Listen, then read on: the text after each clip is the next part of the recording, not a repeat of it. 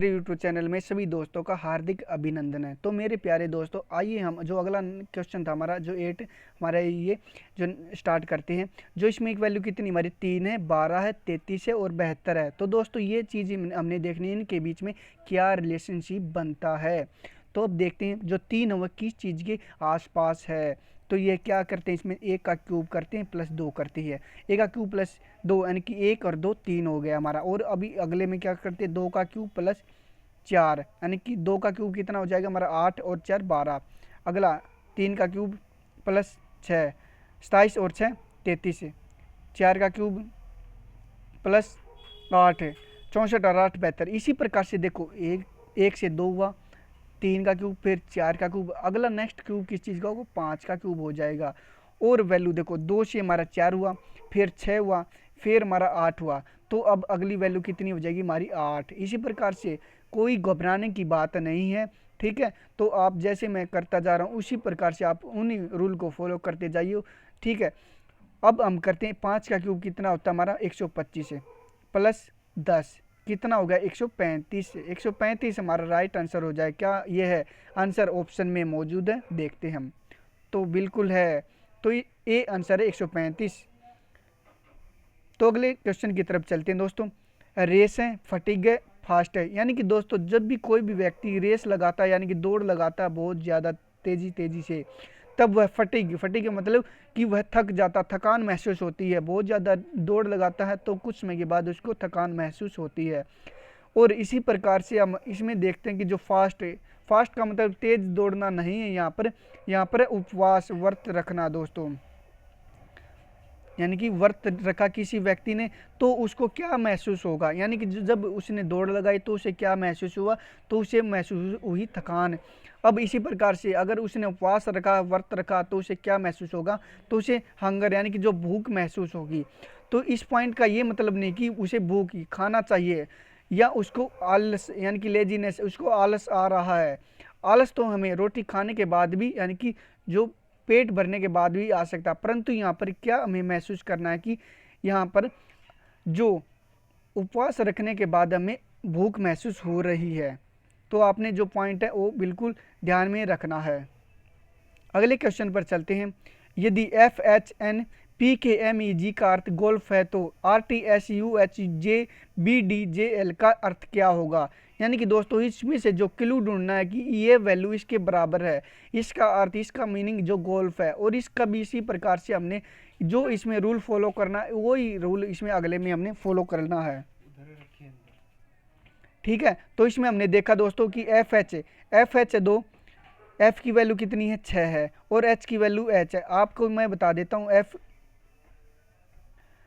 की वैल्यू कितनी होती है, हम 6 नंबर पे आता है। जब हम इसको जो नीचे से यहाँ पर गोल दारा लगाते तो ये 6 के बराबर हो जाता है, ये एफ होता। अगर इसको बीच नीचे से मिला देते हैं हम तो ये किस चीज़ की तरह दिखाई देने लगता है 6। और इसी प्रकार से जब एच को नीचे से और ऊपर से इसको जोड़ देते हैं तो यह वैल्यू 8 बन जाती है, यानी कि जो एच की वैल्यू हमारी 8 होती है।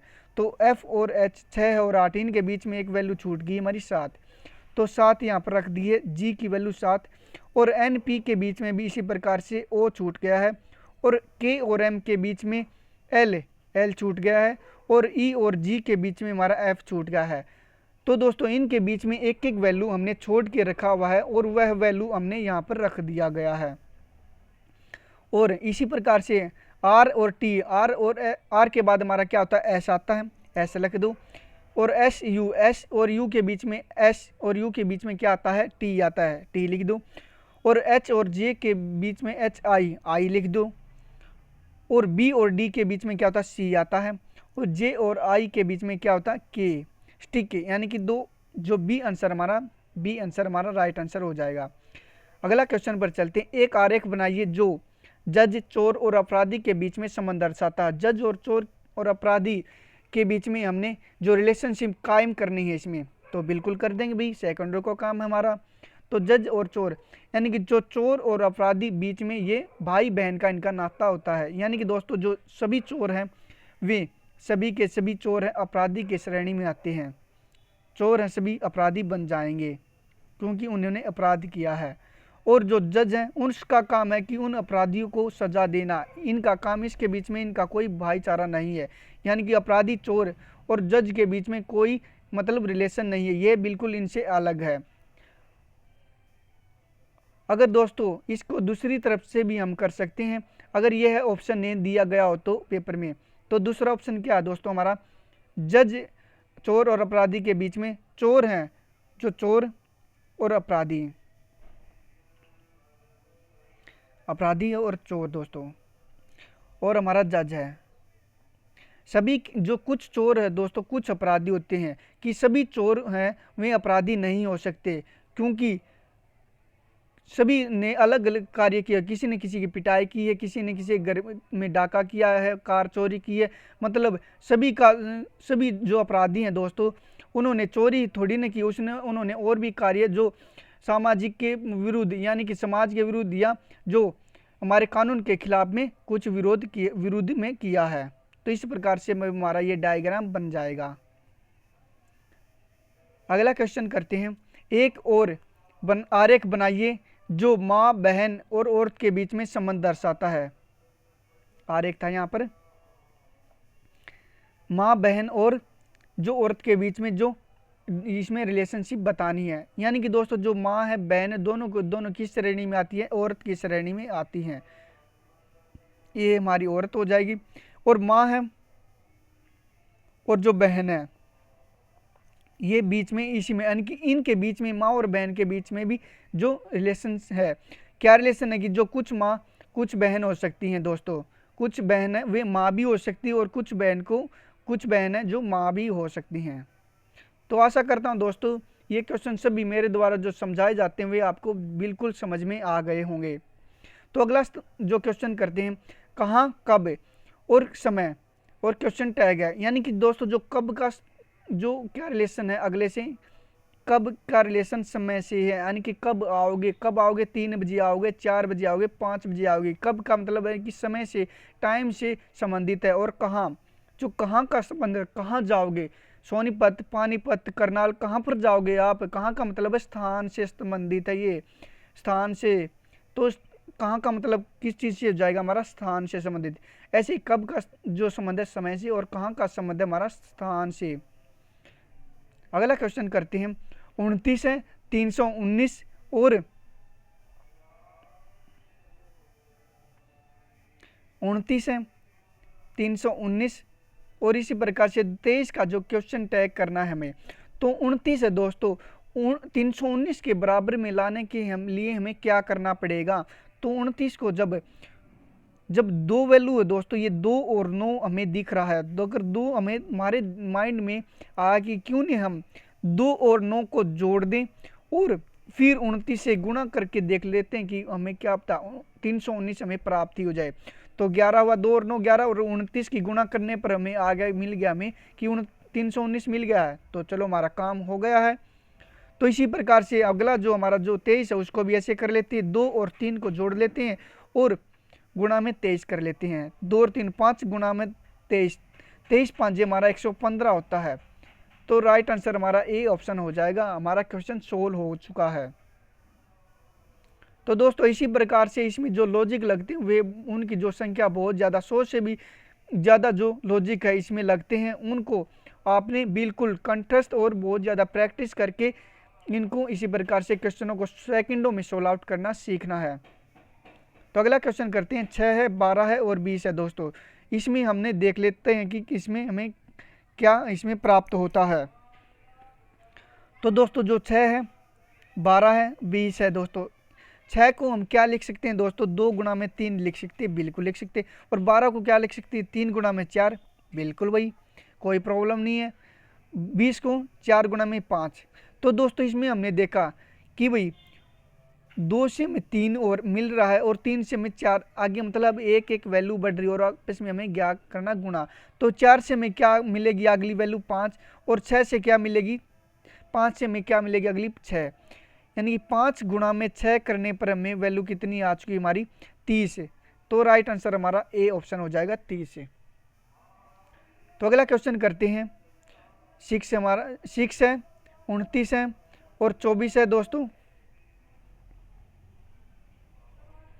तो दोस्तों इसमें से हमने क्या करना है, जब 29 को प्राप्त करने के लिए हमें 6 से क्या करना पड़ेगा, जब भी 6 अगर 5 गुणा में 6 गुणा में 5 -1 करते हैं तो 30 -1 है, तो हमारा कितना हो जाएगा 29 बिल्कुल आ जाएगा भाई।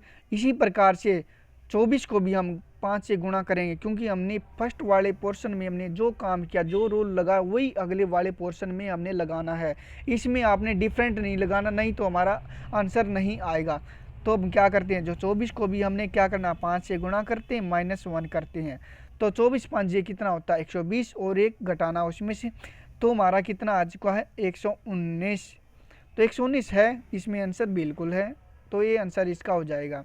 तो अगला क्वेश्चन हमारा 8 है, 9 है और 64 है दोस्तों। तो दोस्तों इसमें से हमने क्या करना है,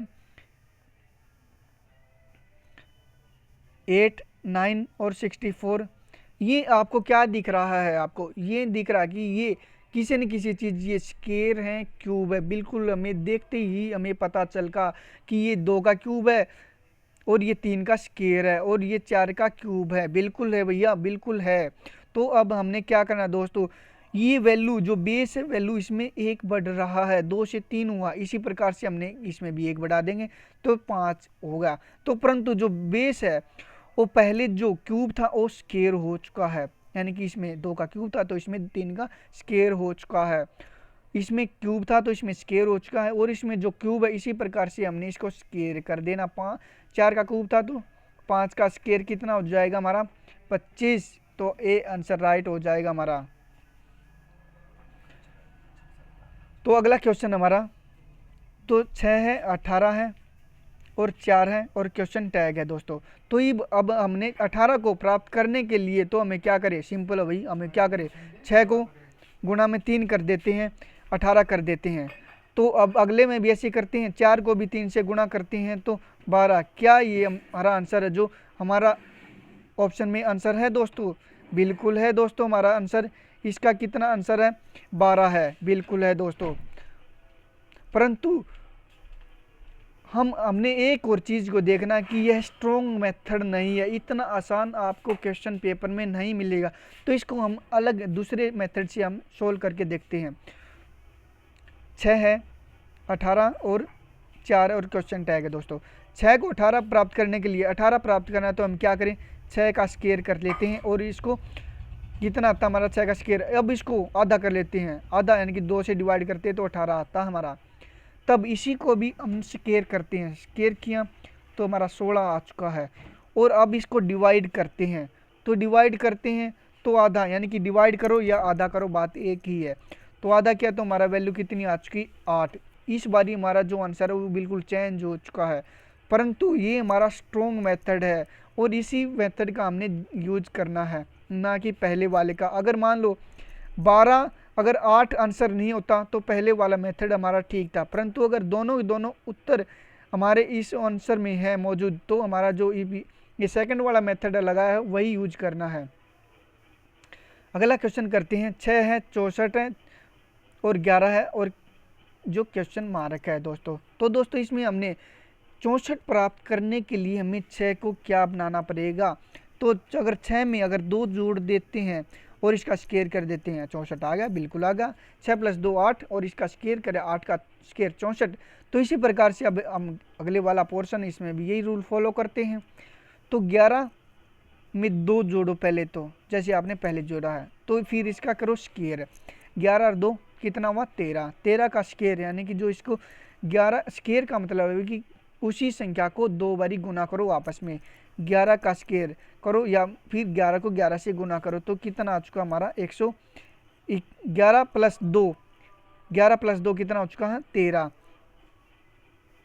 11 + 2 करना है आपने, 11 + 2 कितना हुआ 13, और फिर इसका स्क्वायर करो तो हमारा 169 आंसर आएगा, जो बी आंसर में मौजूद है 169। अगला क्वेश्चन करते हैं। 2 है, 0 है और फिर 3 है और फिर हमारा क्वेश्चन टैग है दोस्तों।